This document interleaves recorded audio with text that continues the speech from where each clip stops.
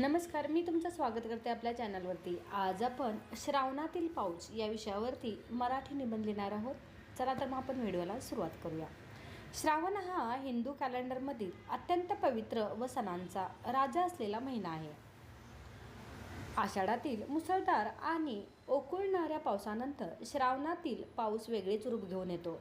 बाळकृष्ण बालकवींनी आपल्या कवितांमध्ये या महिन्याचे सुंदर असे वर्णन केले आहे।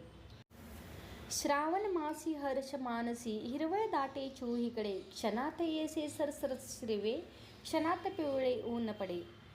श्रावणातील पावसाचे सर्वात मोठे वैशिष्ट्य म्हणजे त्याचा ऊन पावसाचा खेळ। या महिन्यात आकाश कधी काळ्या ढगांनी दाटून येते तर कधी अचानक लख्ख ऊन पडते। एका बाजूला पाऊस पडत असतानाच दुसऱ्या बाजूने सूर्यकिरणे जमिनीवर पडतात। हा ऊन पावसाचा लपंडाव लहानापासून मोठ्यापर्यंत सर्वांनाच आनंद देतो। याच सुंदर वातावरणात आकाशात उमलणारे सप्तरंगी इंद्रधनुष्य मनाला भुरळ घालतात। श्रावणातील पावसामुळे संपूर्ण पृथ्वी हिरवा शालू नेसल्यासारखी वाटते।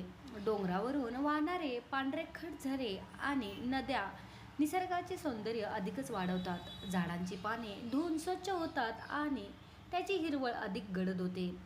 फुलावर पडणारे पावसाचे थेंब मोत्यासारखे चमकतात। या दिवसात हवेत एक छान गारवा असतो। हा पाऊस अंगावर झेलताना मनातील सगळा थकवा दूर होतो।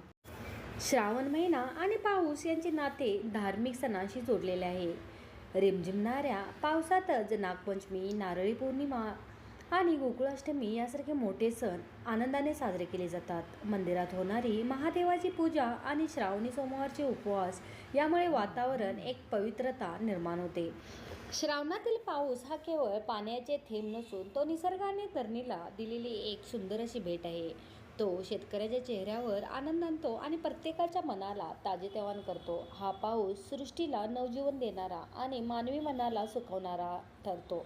म्हणूनच श्रावणातला रिमझिम पाऊस मला मनापासून आवडतो। आज आपण श्रावणातील पाऊस याविषयी मराठी निबंध लिहिलेला आहे। तर हा व्हिडिओ तुम्हाला कसा वाटला नक्की सांगा आणि व्हिडिओ आवडल्यास आपल्या चॅनलला सबस्क्राईब आणि व्हिडिओला लाईक करायचं विसरू नका। व्हिडिओ पाहिल्याबद्दल खूप खूप धन्यवाद।